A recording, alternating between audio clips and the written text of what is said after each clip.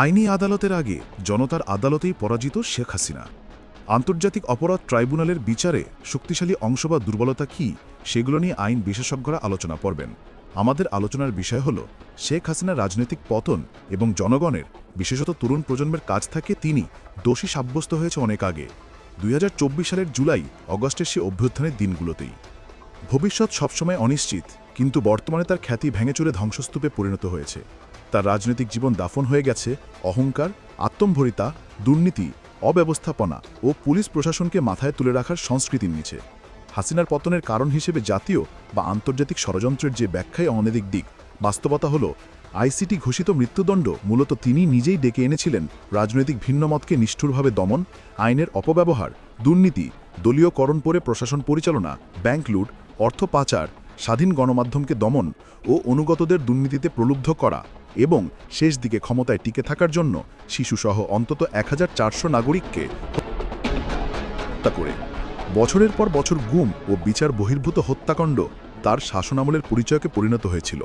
হ্যাঁ, কিছু গুরুত্বপূর্ণ অবকাঠামোগত উন্নয়ন, মাথাপিছু আয় বৃদ্ধি ও বেশ কিছু সামাজিক সুযোগে প্রবৃদ্ধি হয়েছে, কিন্তু গণতন্ত্র ধ্বংস করা এবং অপ্রতিরোধ্য স্বৈরাচারী শাসনের কারণে সেসব কৃতিত্ব সম্পূর্ণ ঢাকা পড়ে গেছে।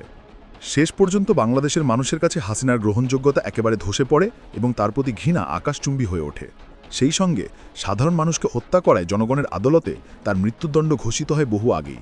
অনেক স্বৈরাশাসক ও একনায়কের তুলনায় তার শাসনামলের বিশেষ বৈশিষ্ট্য হল এত অল্প সময়ে এত বিপুল সংখ্যক নিরস্ত্র প্রতিবাদকারীকে হত্যা করার নজির খুব কমই আছে। হাসিনার কৃতিত্ব হল 21 বছর ক্ষমতার বাইরে থাকার পর দলকে পুনর্গঠিত ও পুনর্জীবিত করে 1996 সালের নির্বাচনে জয়ী করতে পেরেছিলেন।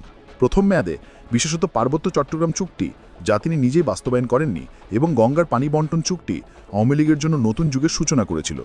কিন্তু বছর গড়িয়ে তিনি কার্যতে নিজের দলকেই ধ্বংস করেন, যেভাবে তিনি পুলিশ, প্রশাসন, বিচার ব্যবস্থাকেও ধ্বংস করেছেন। দলকে তিনি রূপান্তরিত করেন এক রাজনৈতিক শক্তি কেন্দ্র থেকে চালাবাজি, দুর্নীতি ও হিংসার যন্ত্রে। আদর্শের জায়গায় তোষামোদ, নীতির জায়গায় নেতার প্রশস্তি, আর জনগণের সেবা করার পরিবর্তে নিজেদের স্বার্থসিদ্ধির পথে ধাবিত হন।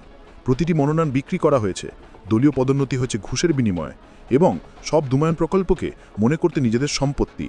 আওয়ামী লীগের ছাত্র সংগঠনটি কীভাবে হত্যায় লিপ্ত এক দলে পরিণত হয়েছিল তার অকাট্য প্রমাণ হল বুয়েটের ছাত্র আবরারের ওপর ছাত্রলীগের নির্যাতন ও হত্যা। 1991 ও 2001 সালের নির্বাচন দুটিতে আওয়ামী লীগের পরাজয় তিনি মেনে নিতে পারেননি। তার বিশ্বাস, অবাধ ও সুষ্ঠু নির্বাচন হলে আওয়ামী লীগ কখনই হারে না। আওয়ামী লীগ তখনই হারে যখন চুটচুরিদের মাধ্যমে তাদের হারানো হয়। তিনি সেই নির্বাচনগুলোতে সূক্ষ্ম চুরচুরি হয়েছে দাবি তুলে ফলাবল